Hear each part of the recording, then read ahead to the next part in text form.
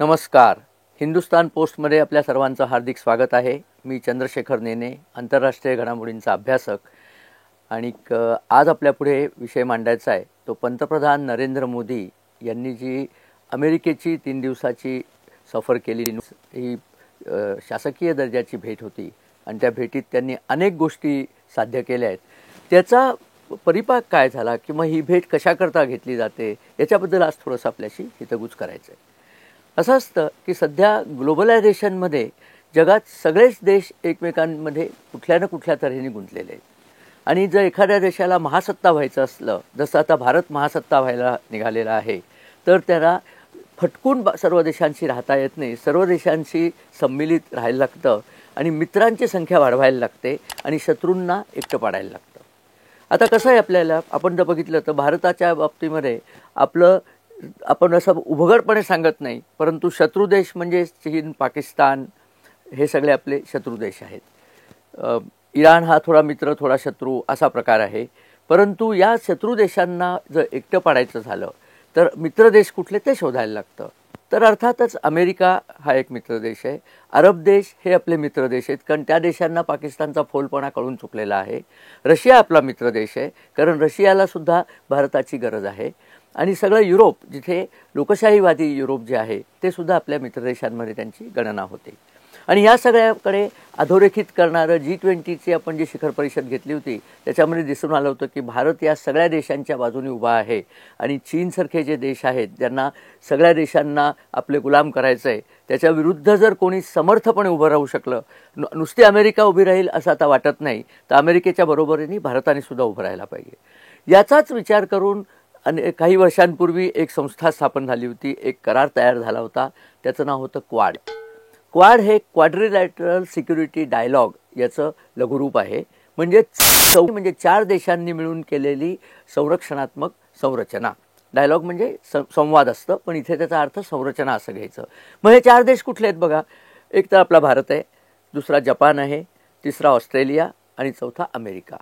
आता या सगळ्या देशांना कॉमन काय आहे, काय करायचं आहे त्यांना, तर इंडो पॅसिफिक ज्याला म्हणतात, म्हणजे हिंद महासागर आणि प्रशांत महासागर या जागांमध्ये चीनची जी घुसखोरी चाललेली आहे, चीन तिथे जे तिथल्या देशांना त्रास देत आहे आणि चीनची अशी इच्छा आहे की या हिंद महासागर आणि प्रशांत महासागरावरती आपलं प्रभुत्व गाजवावं, त्याला टक्कर देण्याकरता हा ग्रुप तयार झालेला आहे. पण याच्यात कुठेही असं म्हटलेलं नाही की आम्ही चीनच्या विरुद्ध आहोत.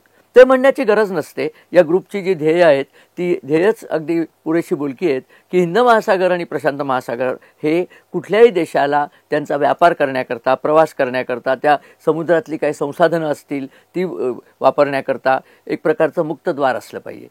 याचा अर्थ असा की कुठल्याही आजूबाजूच्या देशांनी तिथे दादागिरी करून लोकांना थांबवलं नाही पाहिजे. चीन सध्या नेमकं तेच करतोय. चीन सगळ्या दक्षिण चीन समुद्रावर आपला हक्क सांगतोय. असा हक्क त्याचा मुळीच नाही आहे.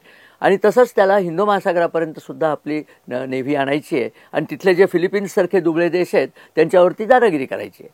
व्हिएतनामसारखा देश आहे त्याच्यावरती दादागिरी करायची. छोटे छोटे सगळे देश त्यांच्या विरुद्ध चीन तिथे सध्या अतिशय म्हणजे कठोरपणे त्यांच्यावरती प्रहार करत चाललेला आहे. त्याला थांबवायची शक्ती भारत, अमेरिका यांच्यामध्ये आहे. त्यास्तव क्वाड हा एक डायलॉग ज्याला म्हणतो अशी एक संवाद शक्ती तयार झाली. त्या क्वाडची मीटिंग जो बायडननी बोलवली होती अमेरिकेमध्ये आणि त्या मीटिंगकरता पंतप्रधान नरेंद्र मोदींना बोलवलेलं होतं. तर त्याच्याकरता पंतप्रधान नरेंद्र मोदी, जपानचे पंतप्रधान फुमियो किशिडा, अँथनी अल्बानीझे ऑस्ट्रेलियाचे पंतप्रधान आणि जो बायडन स्वतः हे चौघं तिथे भेटले. आणि त्याच्यात असं जो बायडननी महत्त्वाचं विधान केलं आहे की याच्यापुढे क्वाडची लीडरशिप ही भारताने घेतलेली आहे. त्यामुळे पुढची 1925 सालची जी मीटिंग आहे ती आता भारत आयोजित करणार आहे. हे म्हणजे आपल्या G20 मीटिंग आहे ना, त्याचं आयोजित केल्याचं हे एक फलित आहे की भारताचं महत्त्व आता किती वाढत चाललेलं आहे. भारताच्या वाढत्या महत्त्वाचे दाखले या मीटिंगमध्ये क्वाडनंतर ज्या मीटिंग झाल्या त्याच्यामध्ये अनेक ठिकाणी मिळाले. जो बायडननी स्वतःच सांगितलं, जो बायडन हे अमेरिकेचे मावळते राष्ट्राध्यक्ष आहे, आता निवडणुकीत ते उभे राहणार नाहीत, पण त्यांनी स्वतः सांगितलं की संयुक्त राष्ट्रच्या सुरक्षा परिषदेमध्ये भारताचा स्थायी सदस्य म्हणजे परमनंट मेंबर म्हणून इन्क्लूड भारताला करायचं आणि भारताला व्हिटोची शक्ती द्यायची, याच्याकरता ते पूर्णपणे समर्पित आहेत. आणि चीनचा जरी विरोध असला तरी माझ्या मते येत्या वर्षांमध्ये हे घडून येईल आणि भारत हा आपली योग्य जागा जी आहे, जी जागा पंडित नेहरू या आपल्या पहिल्या पंतप्रधानांच्या ढिसाळपणामुळे आपण घालवलेली आहे. कारण तेव्हा आपल्याला ही जागा ऑफर झाली होती. पंडित नेहरूंनी सांगितलं की आमच्यापेक्षा चीनच या जागेला लायक आहे. काय त्या माणसाच्या डोक्यात चालत होतं माहीत नाही. तर भारताचे पंतप्रधान होते का चीनचे पंतप्रधान होते हे असं वाटावं अशी त्यांची वागणूक होती. आणि आपल्याला मिळत असलेली त्यांनी ते पद नाकारलं होतं. ते आता पुन्हा मिळवण्याची वेळ आलेली आहे आणि पंतप्रधान नरेंद्र मोदी ही संधी मुळीच वाया जाऊ देणार नाहीत. काय होईल सुरक्षा परिषदेत परमनंट मेंबरशिप मिळाली तर आपल्याकडे व्हेटो पॉवर येते. व्हेटो पॉवर म्हणजे संयुक्त राष्ट्रसंघ किंवा इतर कुठल्या देशानेही काहीतरी भारताविरुद्ध खुळचट ठराव आणले तर त्या ठरावाला तिथल्या तिथेच कुऱ्हाड मारल्यासारखा त्याला घाव घालून तो ठराव रद्द करता येतो. ती व्हेटो पॉवर आपल्याला मिळेल आणि भारताचं महत्त्व या सगळ्या देशांमध्ये अतिशय ठळकपणे अधोरेखित होईल. याच्याशिवाय अमेरिकेमध्ये जे भारतीय नागरिक आहेत आणि जे चांगल्या पदांवरती आहेत, अमेरिकेचे आपल्याला माहिती आहे की किती गुगलसारख्या कंपनीला, मायक्रोसॉफ्ट, गुगल या कंपनींचे CEO भारतीय मूळ वंशाचे आहेत. त्या नागरिकांशी संवाद पंतप्रधान नरेंद्र मोदींनी साधला.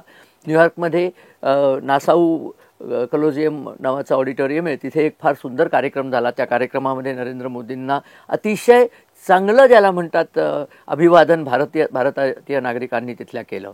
आणि याचा परिपाक म्हणजे काय होतं माहिती आहे का, की अमेरिकेतनं तऱ्हेतऱ्हेच्या इन्व्हेस्टमेंट्स भारतात येतात.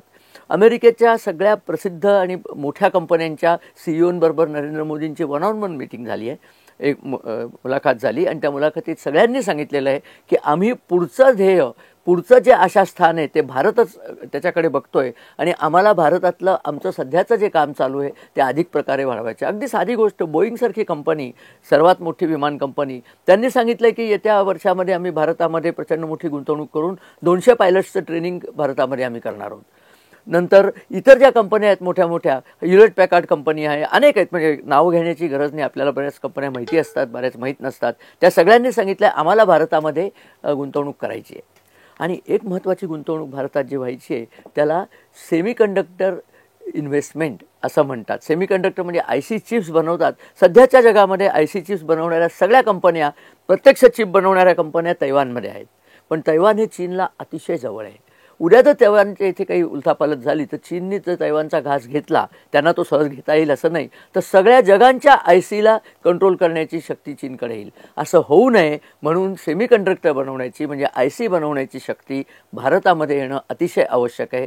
नरेंद्र मोदींच्या त्यांचा जो मीटिंगचा अजेंडा होता त्यात सर्वात महत्त्वाची गोष्ट ही होती की सेमीकंडक्टर सप्लाय चेन म्हणजे सेमीकंडक्टर चिप बनवण्याची शक्ती आणि कपॅसिटी भारतात आली पाहिजे. नुकतीच 2 कंपन्यांनी तर जाहीरच केलं की इथे मोठे सेमीकंडक्टर प्लांट्स ते टाकणार आहेत. आपण बघाल की येत्या 3-4 वर्षातच भारत सेमीकंडक्टर बनवणारा अग्रगण्य कंपनी तयार होईल. आता या सगळ्या इन्व्हेस्टमेंट करत असताना आपल्या सुरक्षेची पण जबाबदारी होती. बांगलादेशात काय घडलं आपण पाहिलंच आहे. त्याला प्रतिवाद करण्याकरता यावेळेला मोदी जेव्हा तिथे गेले तेव्हा बायडनशी त्यांची चर्चा झाली आणि त्याच्यानंतर आपण पाहिलं असेल तर बांगलादेशचे सध्याचे जे हंगामी राष्ट्रपती आहेत मोहम्मद युनूस, ते लगेच क्षमा मागायला तिकडे गेलेले आहेत. त्यांच्यावरती आता डेव्हलप्ड देशांचा जोर त्यांच्यावरती आता येऊ घातलेला आहे. आणि अति शेवटचं सांगायचं आहे की एक पंतप्रधान नरेंद्र मोदींनी काम या भेटीत केलं आहे की याच्या अगोदर काही दिवस ते पुटिनना भेटून आले आणि झेलेन्स्कीलाही भेटून आलेत, कारण तिथलं युद्ध थांबवावं याकरता त्यांनी काही योजना केलेल्या आहेत. या मीटिंगमध्ये सुद्धा आत्ता न्यूयॉर्कमध्ये ते झेलेन्स्कीला भेटलेले आहेत. युक्रेन आणि रशियाचं युद्ध थांबणं ही भारताची गरज आहे. तुम्ही म्हणाल आपल्याला काय संबंध, लढू देत ना, मरू देत त्यांना एकमेकांमध्ये, प्रश्न तो नाही आहे. ते एकमेकांमध्ये मेले तरी खरं म्हणजे आपलं काही बिघडत नाही, परंतु तिथे अमेरिका गुंतली की अमेरिकेचं चीनवरचं लक्ष कमी होतं. अमेरिका आणि युरोप जर युक्रेनच्या लढाईमध्ये गुंतलेले असले तर चीनला इकडे मोकळं रान मिळतं आणि त्याची चीनची सगळी दादागिरी सध्या चालूच आहे. ती थांबवण्याकरता हे युद्ध थांबणं आवश्यक आहे. तसंच हमास इस्रायलचं युद्धसुद्धा थांबणं आवश्यक आहे. ही 2 युद्ध थांबली की अमेरिकेचा हात मोकळा होतो. अमेरिकेने अफगाणिस्तानातनं आपला हात काढून घेतला होता, तो काय अमेरिका पळून गेली म्हणून काढून घेतला असं आपल्याला वाटलं काय? तो अशाच करता काढला होता की अमेरिकेला चीनला तोंड द्यायचं आहे. त्याचं एक अगदी मार्मिक उदाहरण म्हणजे जो बायडन माईक चालू होतं त्यांना माहीत नव्हतं, ते बोलून गेले की चीन आपल्यावरती लक्ष ठेवून आहे, चायना इज टेस्टिंग अस असं ते बोलले. मग लक्षात आलं की माईक चालूच होता, सगळ्यांपर्यंत ते पोचलं. भारताने स्पष्टपणे सांगितलं की क्वाड हे चायनाच्या विरुद्ध नाहीच आहे, हे आमच्या सुरक्षेकरता आहे, ही डिप्लोमॅटिक बोलण्याची पद्धत असते. पण बायडनच्या तोंडून अमेरिकेची खरी व्यथा बाहेर आली. अमेरिकेची व्यथा चीन अमेरिकेला मागे टाकेल हीच आहे आणि ती अडवण्याकरता त्यांना भारतासारखा दुसरा पार्टनर मिळणं शक्य नाही. त्यामुळे भारताशी मैत्री ही अमेरिकेची गरज आहे.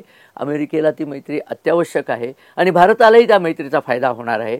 त्यामुळे आपण बघाल की याच्यापुढे अमेरिका भारत मैत्रीचे नवीन नवीन परिमाणं उलगडत जातील आणि चीनवरती तेवढा जास्ती दबाव येईल. त्या दबावाचा एक परिणाम आपण पाहिला. चीननी 4 चौके आपल्या मागे घेतलेले आहेत लडाखमधनं. आपण आणि चीननी शांततेची बोलणी पुढे नेली आणि ते मागे गेले, आपण मागे गेलो. चीन आता आक्रसत चाललेला आहे. अर्थात ही सुरुवात आहे, अजून आपल्याला पुष्कळ मोठा पल्ला गाठायचा आहे आणि नरेंद्र मोदी यांच्या आणि जयशंकर डोवाल या सगळ्यांच्या अत्यंत चतुर नियोजनाने तो पल्ला आपण निश्चितच गाठू. असो, याच्या आधीचा जो व्हिडिओ मी केला होता पेजर बॉम्बचा व्हिडिओ, तो व्हिडिओ आपल्यापैकी 20,000 लोकांनी जवळजवळ पाहिलेला आहे आणि अजूनही लोक बघतातच आहेत. आपल्या खूप कमेंट्स त्या व्हिडिओवरती आल्या आणि बहुतेक सगळ्या कमेंट्स त्या व्हिडिओची स्तुती करणाऱ्या होत्या. आपल्याला तो व्हिडिओ आवडलेला आहे. मला अतिशय बरं वाटलं की आपल्याला आवडेल असा व्हिडिओ मला करता आला, मला माहिती देता आली. एक अगदी छोटीशी गंमत सांगायची आहे. त्याच्यावरती विनायक शेवडे लिहितात की परीक्षित राजाची गोष्ट मी त्याच्यात सांगितली होती की परीक्षित राजाला एका सफरचंदामधनं आळी आली आणि त्या आळीने तक्षकाचं रूप घेतलं. तर त्यांनी सांगितलं की अहो, महाभारताकाली सफरचंद कुठे होती? महाभारतकाली सफरचंद होती. सफरचंद काश्मीरमध्ये हजारो वर्षापासून आहेत. मुद्दा तो नाही आहे. महाभारतामध्ये बोरामधनं किडा आला असा उल्लेख आहे असं त्यांनी सांगितलं. मी काही संस्कृत महाभारत वाचलेलं नाही आहे. पण इथे मी ॲपल हे एका विशिष्ट कारणाने वापरलं होतं. कारण ॲपलचा आयफोन पण असतो आणि त्या आयफोनमधनं व्हायरस येऊ शकतो. त्या आयफोन किंवा पेजर्स असतात त्याच्यामधनं स्फोटकं येऊ शकतात आणि तुमचा नाश होऊ शकतो.